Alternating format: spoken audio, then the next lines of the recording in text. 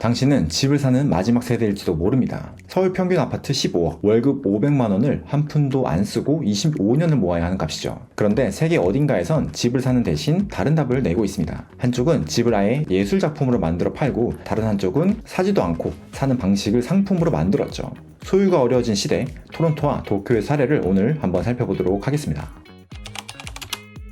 아파트 가격 언제까지 오를까요? 모두의 고민일 것 같은데요. 2025년 12월 기준 서울 아파트 평균 가격은 15억 810만원, 1년 새 두 자릿수 상승률을 기록했고 지금도 상승세가 이어지고 있습니다. 서울 아파트의 절반 가까이인 약 40%가 15억을 넘겼고 청년들의 대부분인 82.6%가 임차로 살고 있습니다. 그리고 한국은행에서 이런 현상을 언급했는데요. 자산 기반이 약한 2030 세대는 소득을 벌어도 집값 상승을 따라잡지 못해 상위 자산 계층으로 올라가기 어렵다라고 진단했습니다. 무슨 말이냐면 한마디로 소득이 올라가는 속도가 집값을 못 따라가고 있다는 겁니다. 그럼 우리는 왜 이렇게 아파트에 집착할까요? 잘 보면 한국 가계 자산의 64.5%가 부동산을 포함한 비금융자산입니다. 집값이 곧 내 자산 대부분이라는 뜻이죠. 거기에 부동산 불패라는 투자 인식이 겹치면서 아파트 소유 욕구는 누구에게나 있는 일종의 K문화가 되었습니다. 그리고 눈치 안 보고 내 집에서 살고 싶은 건 누구나 갖고 있는 욕구일 것 같죠? 그럼 우리만 이렇게 아파트, 집 소유가 점점 어려워지고 있는 걸까요? 다른 나라는 어떨까요? 캐나다 토론토에 킹 토론토라는 곳이 지어지고 있습니다. 이름하여 킹, 범상치 않죠. 위치는 킹스트리트 웨스트, 우리나라로 치면 성수동, 한남동 같은 동네인데 이곳에 약 2,800평 대지를 개발하고 있습니다. 개발은 웨스트뱅크와 얼라이드 프로퍼티스 리츠가 진행하고 있는데, 웨스트뱅크는 럭셔리 복합 개발로 유명한 캐나다 대표 개발사이고 얼라이드는 도심 속 오피스를 보유 및 운영하는 리츠입니다. 이것도 얼라이드가 10년에 걸쳐서 모아둔 땅이었죠. 설계는 세계에서 가장 유명한 건축가 그룹 덴마크의 비앙케 잉겔스 그룹 BIG에서 맡았는데, 토론토의 아파트도 비슷한데요. 저층에 상가가 있고 상층부에 성냥갑 같은 타워가 생기죠. 잉겔스는 다양한 도시가 왜 건축은 획일적이냐 라고 말하면서 새로운 시도를 했습니다. 외관부터 방들을 격자로 배치해서 45도 비틀어서 산처럼 쌓아 올렸죠. 왜 그랬을까요? 먼저 비스듬히 쌓으니 조망이 트이고 햇빛이 잘 들어옵니다. 그리고 두 번째, 지붕이 울퉁불퉁하니 가운데 중정과 도로에도 햇빛이 잘 들어오죠. 마지막으로 모든 집에 테라스, 발코니가 있어서 도심 속 마당을 가질 수 있습니다. 타워 하나 짓는 대신에 작은 집들을 45도 비틀어서 산처럼 쌓은 실험적인 디자인인 것이죠. 1967년 몬트리올의 해비타 67이라는 실험적 집합 주거에서 모티브를 얻었다고 하는데요. 실제로 외관의 모습이 굉장히 유사합니다. 잉겔스는 이걸 해비타스 2.0 박스화된 풍경이라고 부르기도 했습니다. 참여사 중에서 ERA라는 토론토 유산 보존 전문 건축 사무소도 있는데, 킹 토론토가 유산을 보존하는 방향을 택했기 때문입니다. 흥미로운 건 그 방식인데요. 원래 있던 붉은 벽돌 유산 건물을 부수지 않고 오피스로 되살렸습니다. 건축 과정에서 오래된 과거 유산을 보강하는 작업도 눈에 띄죠. 마치 성수동의 붉은 벽돌 건물처럼 과거 도시의 기억을 보존한 겁니다. 개발사 웨스트뱅크는 이 프로젝트를 총체 예술, 게잠트 쿤스트 베르크, 이 발음이 맞는지 모르겠는데 독일어로 모든 것을 아우르는 하나의 예술작품, 건축, 예술, 주거를 하나로 통합한다는 뜻입니다. 이를 증명하듯 BIG와 함께 전시까지 열었다고 합니다. 그리고 펜트하우스 실내에 나무까지 심었고 서재와 유리로 감싼 글라스하우스 같은 커스텀 유닛도 BIG에서 직접 설계했다고 하죠. 이 중 오피스는 1,400평, 리테일은 3,400평대 규모이고 440개 유닛은 36에서 271제곱미터, 대략 11평에서 82평으로 구성되어 있습니다. 원베드 시작가는 약 12억, 펜트하우스는 78억대이고요. 국내 아파트랑 유사한 그런 금액대 수준인 것 같죠.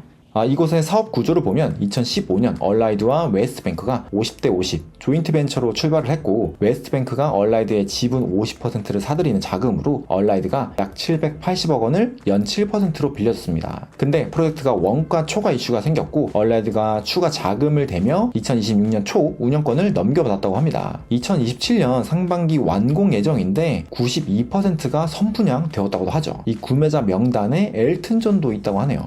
킹 토론토를 세 가지로 요약해 분석을 해보면요. 첫 번째는 440세대는 사실 큰 규모가 아닙니다. 국내 대단지가 1000세대를 훌쩍 넘는 걸 생각하면 오히려 작아 보이죠. 그런데 이게 약점이 아니라 오히려 전략입니다. 대단지 세대수가 아니라 BIG라는 네임밸류 그리고 유산 보존과 작품성으로 세대당 단가를 끌어올리는 구조죠. 오히려 작으니 프리미엄이 형성될 수도 있고요. 다만 작품성, 이 프리미엄 전략도 원가 초과는 어떻게 하지 못한 것 같죠. 디자인이 사업 안정성을 100% 보장하지는 않는 것 같네요. 두 번째는 45도의 산봉우리 외관인데요. 단순히 멋을 부렸다기보다 모든 세대가 채광, 조망, 그리고 테라스를 가질 수 있습니다. 디자인에 실용성까지 챙긴 설계죠. 그리고 유닛을 스튜디오 타입부터 82평 펜트하우스까지 나눴는데 선택지를 다양하게 부여하면 그만큼 많은 사람들이 실소비자 타겟팅이 됩니다. 미분양 리스크 해지도 어느 정도 가능하겠죠. 사업성, 안정성 측면에서도 괜찮을 것 같고요. 세 번째는 유산 보존을 걸림돌이 아니라 자산으로 썼다는 점. 보통은 부수고 새로 짓는 게 편합니다. 그렇지만 벽돌색을 계승하고 보존했죠. 토론토에서 유산 보존이나 공공기여를 대가로 인센티브를 주는 제도적 맥락도 있어서 사업성에 영향을 주지 않았을까 예상이 됩니다. 그럼 이렇게 디자인과 사업성, 공공성을 챙긴 소유의 개념이 있다면 청년들의 거주는 어떤 사례가 있을까요? 참, 여기까지 내용이 재밌으셨다면 구독과 좋아요 잠깐 부탁드리겠습니다. 도쿄의 소셜 아파트먼트는 소유가 아니라 거주하는 삶을 대변하는 곳입니다. 시작은 2004년 초기 SNS에서 온라인의 연결을 실제 주거로 옮기면 어떨까? 라는 발상에서 교류 라운지를 붙인 새 주거를 고안했습니다. 운영사 글로벌 에이전트는 스스로를 문화 창조 기업이라 부르기도 하고요. 타이틀이 일반적인 부동산 개발 그리고 기획회사와는 조금 시작점이 다르죠. 개인은 가구가 갖춰진 방 하나를 쓰고 라운지나 시어터룸, 루프탑 코워킹, 카페, 짐 같은 공용부를 함께 사용합니다. 수도권 중심 전국에 약 50개 동 3,000실 이상이 있고요. 입주율은 2024년 말 전국 기준 약 98%, 그리고 2025년 2월엔 공실이 제로였고 새 입주자의 약 75%가 20대에서 30대 초반이라고 합니다. 월세는 약 7만원에서 13만원, 우리 돈으로 65만원에서 120만원 수준입니다. 쉐어하우스 개념에서 중요한 게 두 가지가 있는데요. 첫 번째는 규모입니다. 소셜 아파트는 한 동에 30실에서 150실 넘게 들어갑니다. 이 정도 규모가 되어야 시어터룸이나 짐, 루프탑, 코워킹 같은 공용부가 경제성이 생기죠. 공용 공간을 운영할 관리비를 여러 객실에서 나눠 지불하는 것이죠.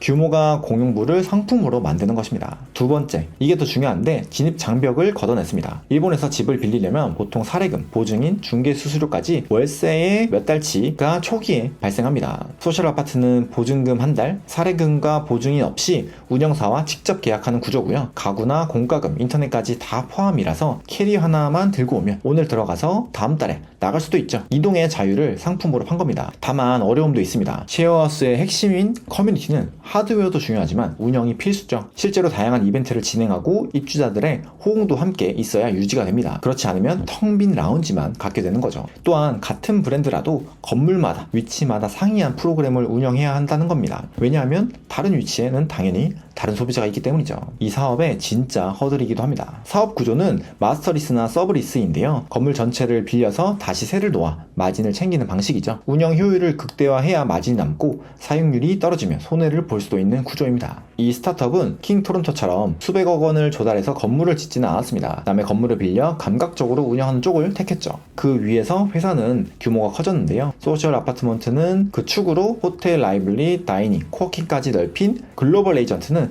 창업 20주년인 2025년 회사 전체 매출이 100억엔, 우리 돈으로 약 900억 원을 넘겼습니다. 물론 향후 실제로 건물을 짓고 운영까지도 진행을 하겠지만 마스터리스 같은 개념으로 운영을 원활히 하면 이렇게 잘 될 수도 있겠네요. 대조를 해보면 이런데요. 킹 토론토는 대형 개발사와 리츠가 치솟는 금융비와 원가 초과를 감당하며 BYG의 작품을 12억에서 78억짜리 집으로 파는 부동산이고요. 소셜 아파트먼트는 남의 건물을 빌려 월 65만원에서 120만원 혹은 그 이상에 운영하는 운영형 주거입니다. 한쪽은 소유를 작품화하고 한쪽은 거주를 효율화합니다. 국내 재개발은 대부분 신축이죠. 전부 다 허물고 새롭게 아파트를 짓습니다. 킹 토론토는 작은 규모의 유산을 지키고 작품성을 부여했죠. 예를 들어 국내 압구정 재개발 같은 경우를 보면 토마스 헤더윅 같은 유명 건축가를 고용한 것처럼 규모가 다르지 이미 시도되고 있는 방법이기도 합니다. 다만 아파트라는 획일화된 평면이 마치 4개의 바퀴가 달린 자동차를 사고 파는 것처럼 규격화된 시장이 국내에는 좀 형성되어 있는 편이죠. 그리고 이 BIG의 디자인과 상품성이 과연 국내에도 적용될 수 있을지는 미지수인 부분도 있는 것 같네요. 소셜 아파트먼트는 보증금, 중개, 이사비 등의 부담을 줄였습니다. 초기 부담을 낮추고 규모의 경제로 공용부를 상품화한 거죠. 국내 코리빙에서도 다양한 시도들을 하고 있고 임대주택 시장도 점점 커져가니 이렇게 실질적인 운영을 잘하고 있는 곳의 예시는 눈여겨볼 필요가 있을 것 같습니다. 공간만 예쁘게 만든다고 운영이 잘 되는 건 아니니까 말이죠. 소유든 임대든 방식보다 중요한 건 그 안에 거주할 사람인 것 같습니다. 결국 거주하는 사람의 만족도가 아파트, 주거시설의 완성도를 대변하는 것이니까요. 소유와 운영이 한쪽으로 쏠리지 않고 공존하면서 청년들도 원할 때 주거를 선택할 폭이 넓어지는 것, 그런 시도가 국내에도 더 많아지고 다양해지면 좋겠습니다. 네, 오늘 이야기는 여기까지고요. 내용이 유익하고 재미있으셨다면 구독과 좋아요 부탁드리겠습니다. 감사합니다.